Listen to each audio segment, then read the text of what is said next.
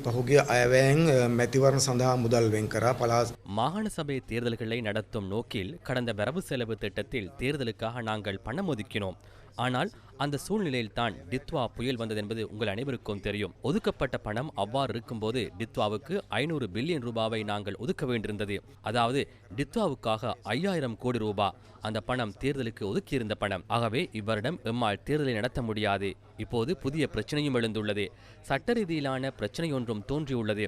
ரணில் விக்ரமசிங்க காலத்தில் மாகாண சபைகள் நடத்துவதற்கான சட்ட நடைமுறைகள் சீர்குலைக்கப்பட்டதால் இந்த மாகாண சபை தேர்தல்கள் ஒத்திவைக்கப்பட்டன. இந்த சட்டத்தின் கீழ் மாகாண சபை தேர்தலை நடத்துவது என்பது தொடர்பில் ஆராய்வதற்காக தற்போது பாராளுமன்றத்தில் குழு ஒன்றையும் நியமித்துள்ளோம். எனவே அந்த குழுவின் அறிக்கை நமக்கு கிடைத்ததும் நாம் அதனை பரிசீலித்து வேறு பிரச்சனைகள் எதுவும் இல்லை என்றால் அடுத்த ஆண்டுக்குள் மாகாண சபை தேர்தலை நடத்த முடியும் என்று நாங்கள் நினைக்கின்றோம்.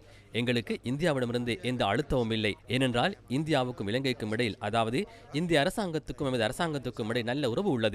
மிகவும் நட்பான உறவு காணப்படுகின்றது. எங்களிடையில் நல்ல புரிதல் காணப்படுகின்றது. අපි අතර හොඳ අවබෝධයක් තියෙනවා.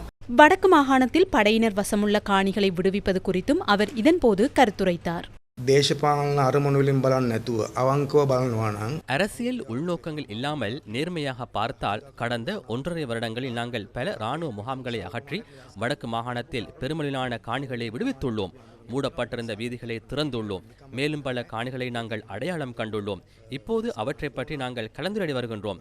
அவற்றை அப்படியே விடுவிக்க முடியாது. தற்போதுள்ள இராணுவ முகாம்களை நாங்கள் மாற்ற வேண்டும். அவற்றின் எண்ணிக்கையை நாம் குறைக்க வேண்டும். அந்த காணிகளையும் கொடுப்பதற்கு நாங்கள் எதிர்பார்க்கின்றோம். குறிப்பாக ஜனாதிபதிக்கு எதிர்பார்ப்பு ஒன்று உள்ளது. விடுவிக்கப்பட்ட அந்த காணிகளை ஒருவருக்கொருவர் வெறுமனே கொடுப்பதற்கு பதிலாக தொழில்களை ஆரம்பிக்க விரும்பும் வடமாகாண மக்களுக்கு அவற்றை நாம் கொடுக்க வேண்டும். அதாவது அவர்களுக்கான வருமான வழிகளை நாங்கள் உருவாக்கும் இடமாக அவற்றை மாற்ற வேண்டும்.